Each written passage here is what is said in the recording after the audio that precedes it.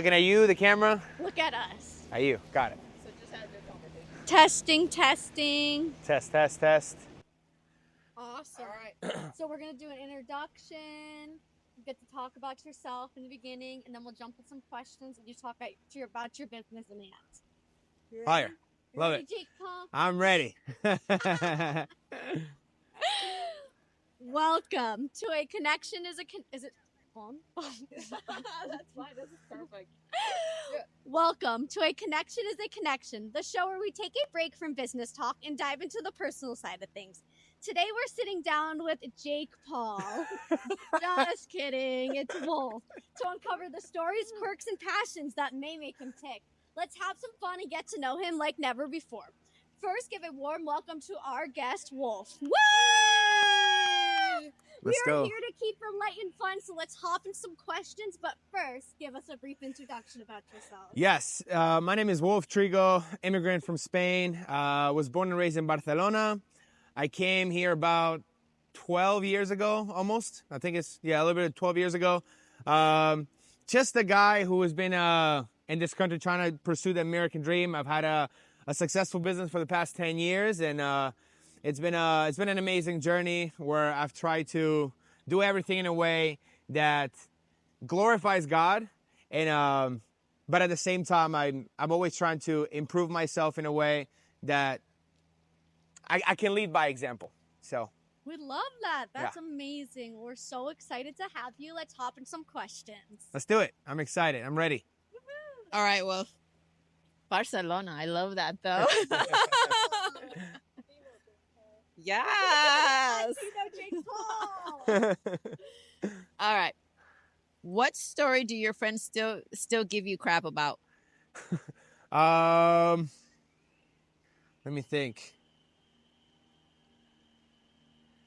Honestly, I have some pretty decent friends. They don't really give me a lot of crap about, but I think one of the most iconic stories that I have is back when I was in Spain, and it was more so. It's not something that they really give me crap about, but it's something that is always reminded. That is that as a young kid, I was always a salesman, and I always, no matter what I tried to do, there was always something that I was selling. So it's kind of like people tell me sometimes I'm a little bit too pitchy, and it kind of goes back to when I was a kid. Yeah. I was 8 years old. My aunt bought me these Airheads from here in America because we don't have American candy over there. So she just shipped that candy over to us. And again, at 8 years old, I was just selling those Airheads for like $1 a piece or €1 a piece. Is that my phone? Oh, Mine's off. it might be mine.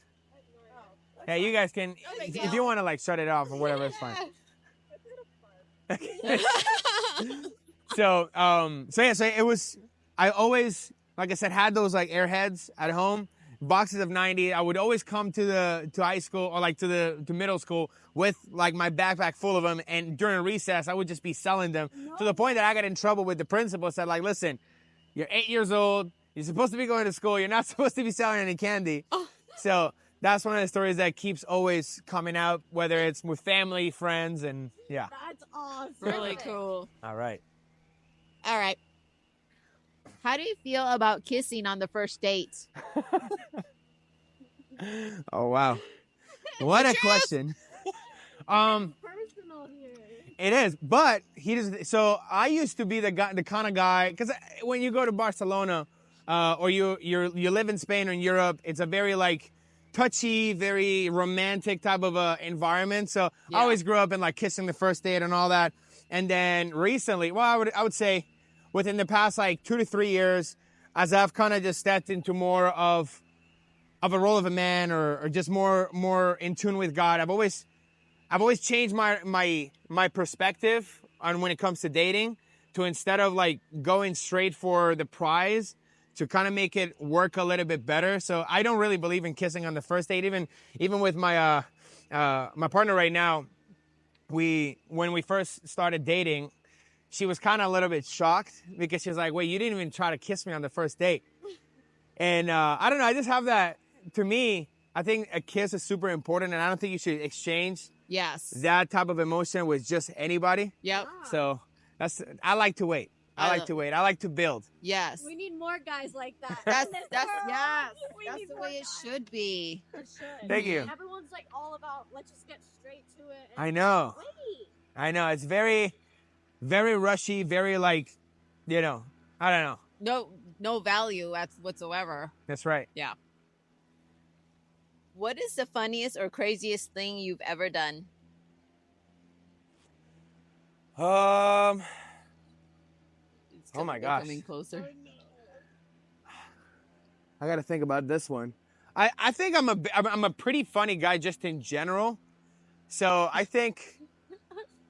Should we move somewhere else? Should we? Okay. They're coming closer. Yeah, we should probably.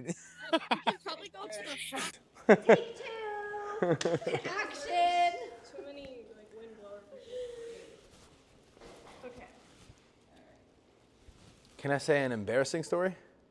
Whatever you What's the want. funniest or craziest thing It's you've ever done? it's raw and real. Craziest thing I've ever done? Yeah, or embarrassing. You can do embarrassing. Wait, are we on? Yeah, it's on. Okay. Are we starting? Okay, cool. All right. Well, Take two. Well, let me do the question and then you can answer. Yes. yes. All right. Take two. Take two. Let's do it. Take two. What is the funniest or craziest thing you've ever done? Listen, I think I'm gonna go with the embarrassing story, and I think it like looking back, it's actually super funny. This was again back in Spain. I've never told this story to anybody, Oh, nice. so Excited. yes, it might not be much, but to me it's such a moment in my life that kind of left such an imprint.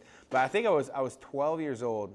It was in Spain. I was in the middle of class, and my teacher, my English teacher, he was very known for like he's like super funny guy, very like comedy dude, but he's also very stern. So he was very strict in class. And this day, I'm like sitting at the end of the table, like that was my end table.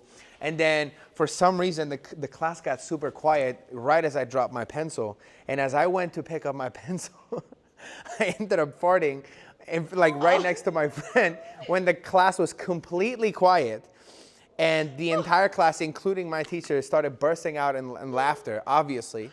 And for the remainder of my school years, because it wasn't just that year, because I went to like a private charter school where the classes were like you just moved up Yeah. and different teachers, but it was always the same people. So for the rest of my time in school, every single time my English teacher specifically would make jokes about farting in class. And it was the most embarrassing moment of my life. Oh, no. Oh my gosh. Yes. Yep. They didn't give you a nickname? No, For that I'm so thankful they did it. They would just always like comment on it. It's like, oh, this farty guy. So- Okay, party guy, so party guy, Jake Paul. All kinds of. I can't believe I just said that. Yeah. I love it. What story do your friends still give you crap about? Didn't we already ask that? Yeah, you already did. Your That dad? was the first one. Oh, yeah. Oh, it That's was? all right. Okay. I can say it again. If you could apologize to someone from your past, who would it be and why? Oof. Wow.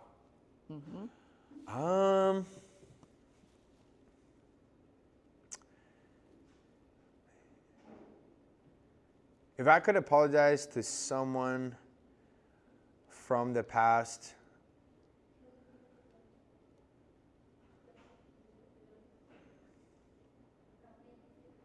wow, that's a difficult one.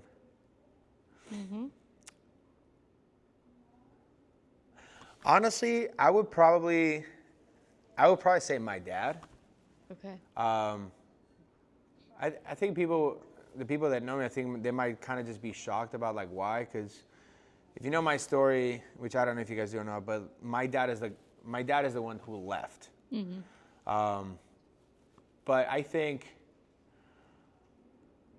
I didn't really give him the grace of understanding his situation. Yeah. So I think for 11 years, for 11 years until recently, I always hated him or I always had like a lot of resentment towards him for what he did. And I never really cared to just ask him why. And I've always judged him for who he was and for who he portrayed himself to be. So I never just gave him a chance. Even recently when I reconnected with him, I never paused and just asked him like why. Yeah. You know, and kind of just give him his reasoning. So I think if I could go back in time, I would probably just apologize to him for the way that I treated him, for the way that I was like very harsh with him. Not to say that it excuses his actions. No. But I think I could have been a little bit more graceful. You know, a lot of us, it's a way of looking at it where you can't go by what your feelings and your heart. You got to see things in that type of perspective. But you just don't know what people are going through. Yeah. You For can't sure. take it to heart. No. Yeah. But you overcame it. Absolutely. Amazing. Most And- people won't overcome it. We should treat everybody with grace no matter what. Yeah. Because we're all God's children. I agree. Yeah. I agree. 100%. Have you ever been caught doing something you definitely shouldn't have been doing? Oh my God. Yes. Oh. Absolutely. So many instances. I think, I mean, the biggest one, I think,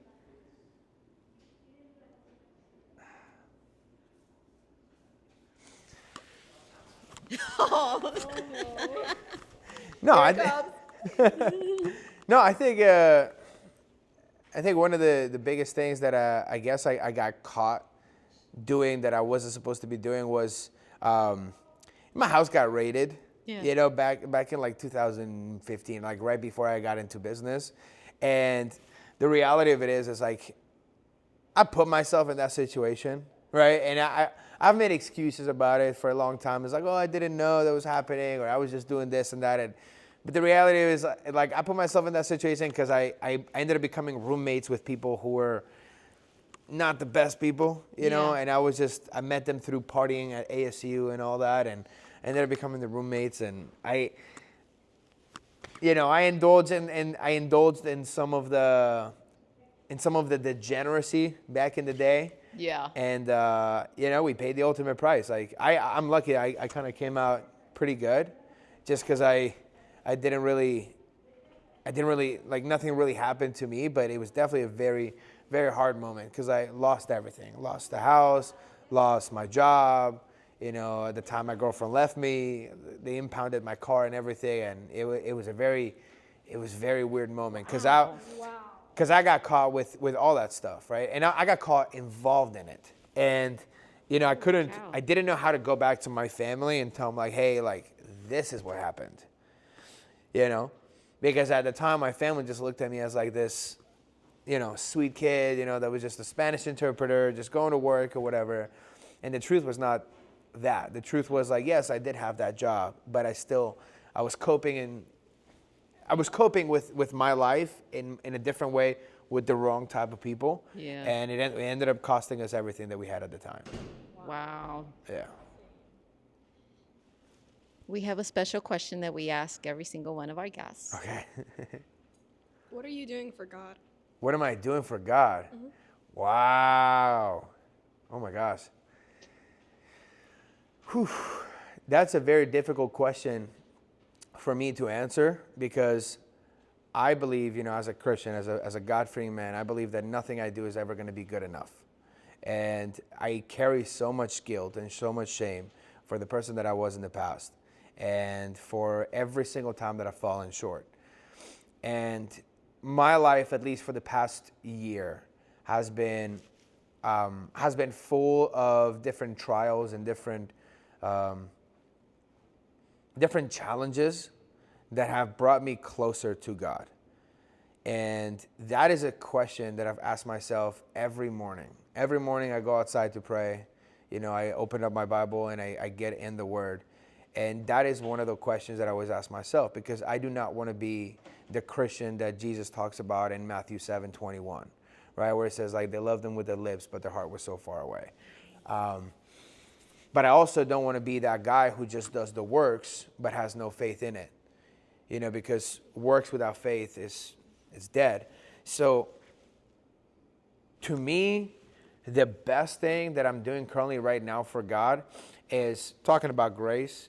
I'm trying to embody the verse where it says, be slow to speak, quick to listen, slow to anger, where I can understand where people have different positions in their life that they're going through. And what I can do is offer them the grace to understand where they're at without having to really hold them hostage for what they're doing. And other than that, I think with my actions, as long as I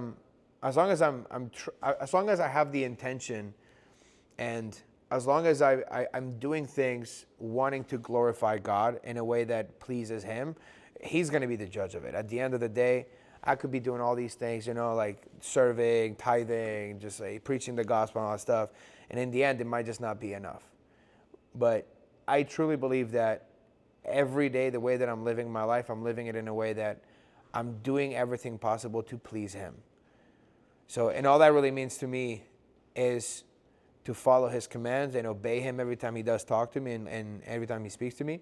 And also sharing the gospel every chance I get without any sort of shame. Wow, that's amazing. Thank you. It's true. Okay. Did you notice that when we asked that question, everything started to quiet down Quiet a little bit? Crazy. That's good. Oh my goodness. Okay.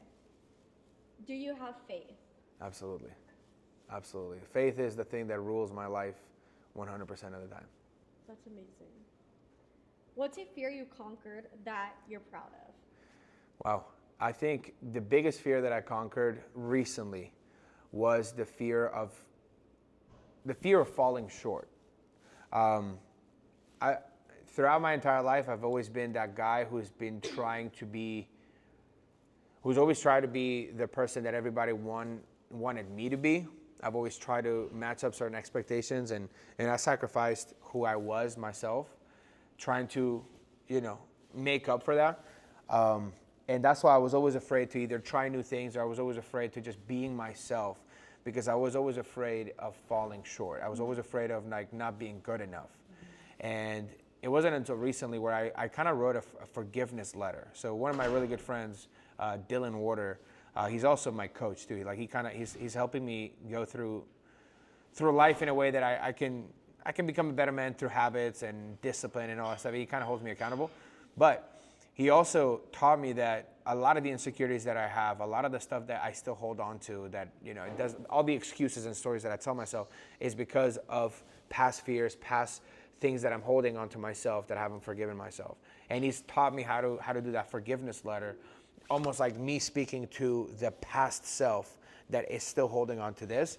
But I would say that I'm very proud that I've overcome that fear of falling short, because as a Christian, I know for a fact that me existing is already falling short, because what would have been fair is for me to be on that cross. And because Jesus did die on that cross, and He knew exactly who He was dying for, He knew exactly what we did, what we're going to do and all that, knowing full well that I will fall short, He still chose to take that sacrifice. I think that to me is such a confidence booster that I am loved in the way that I am. Yeah. That and whoever the sun sets free is free indeed. So it helps. Yes. Condemnation. Absolutely. I love that. Wow. I love the forgiveness letter. Yeah, I really like You could that. definitely share that. I wrote 5 pages of things that I was ashamed of, that I was feeling guilty of. 5 pages, like full on. And then I wrote 7 pages of forgiving myself for all of that. Wow, that's amazing. It was very difficult, but I needed to do it. Something that I think we all should do that. Yeah. I agree. Sure. I agree. What's the most awkward thing you've said or done during a networking event?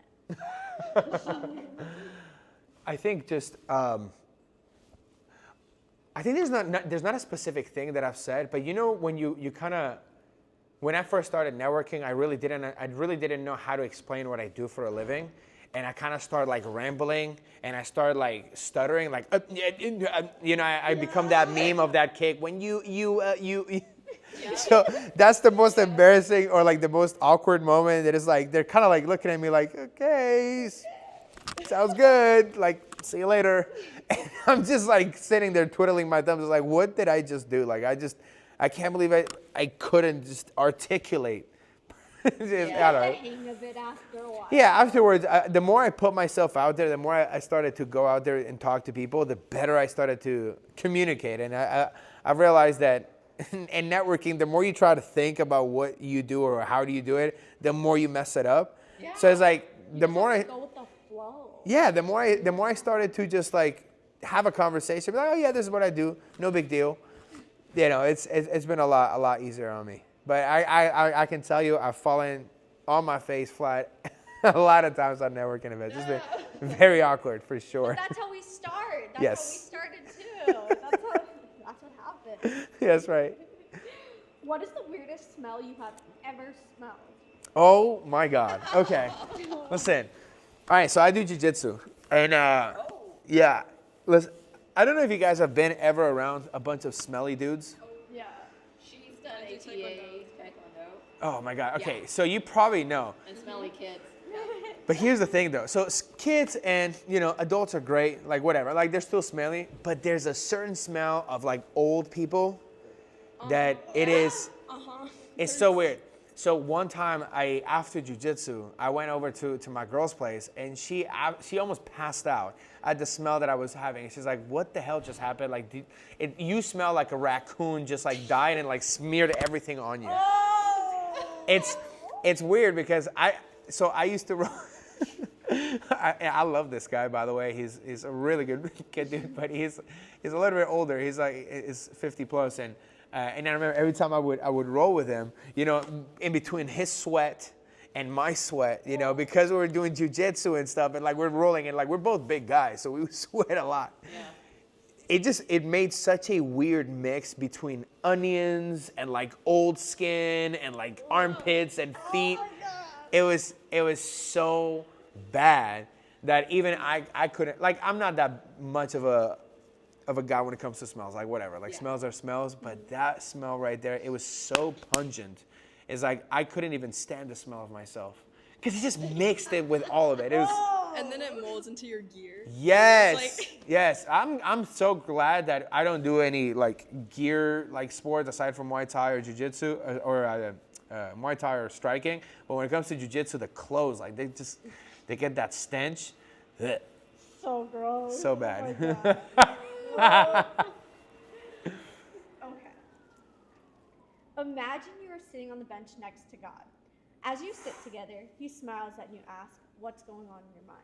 What are you going to say? Oh my God. Well, the first thing I would probably say is like, you already know. Yeah. But I would say what's going on in my mind, like right this second, or if I was with God right now, I think what was going on in my mind is if I'm following the right path. Like, am I doing the things that He has planned for me? Am I doing His work? Right? Am I being obedient? That's the biggest thing that it's always in my mind, and every morning when I pray, that's what I do ask God, is like, God, please just guide me towards the path that you want me to follow. Like, just show me that I am actually walking on the right path. So yeah, I would tell him that what's on my mind is to make sure that everything I'm doing and the people that I'm interacting with, that I'm doing them in a way that honors Him. Yeah, that's amazing. Wow, I love that. So, yeah, Awesome. Well, that is it for our questions. I love that. Okay. Wolf, thank you so much for taking the time out of your day to spend it with us. Can you Absolutely. give us your 30-second commercial and how people can connect with you? Yeah, absolutely. Well, first of all, thank you, ladies, for having me today. It's been extremely fun. I've had a lot of fun just like switching scenery, getting the leaf blower guy. No, it's been great. And, I've never been asked these type of questions. So, like, thank you and keep doing what you guys are doing. I think it's a great idea, and it pushes people forward on that. As far as like a 30-second commercial of me, just a business owner that that my firm, what it specializes, Sovereign Assets, that's the name of my company. And what we specialize in is in helping people reduce their taxes, increase their growth when it comes to their assets, like their money, the businesses, whatever they own. Like, our job is to help them make more money in a tax-free way, free of risk. You know, right now the market is up and down, you know, tariffs and all that stuff, like a lot of different market volatility. People are afraid. They don't know what to do with their money. They don't know where to invest it. And that's where the solution we come in. You know, the logo of our company is a shield because we want to be the financial shield for everybody that comes across our desk. We want to be able to protect their assets. We want to be able to help them grow their assets in a way that they don't have to worry about any risk, any volatility, and still at the same time maintain a tax-free environment. Wow, that's amazing. Thank you. How can we contact you? Yes, I'm on Instagram. I'm under Wulf Trigo. I do look like Jake Paul, so you'll probably be able to find that pretty easily. Other than that, my direct cell phone, if you guys want, I can give that. Yeah. It's 805-405-1469. That's where people can shoot me a text, call me, whatever the case. But the best way to get in touch with me is through Instagram at Wulf Trigo, WULFTRIGO. It's not Jake Paul. It's not Jake Paul. It's not. It's not. It's not. On TikTok, I'm as Fake Paul. Oh, okay. Yeah. I like that. That's awesome. Yeah. Well, thank you so much. It's been so much fun, and stay tuned for the next interview. Thank you.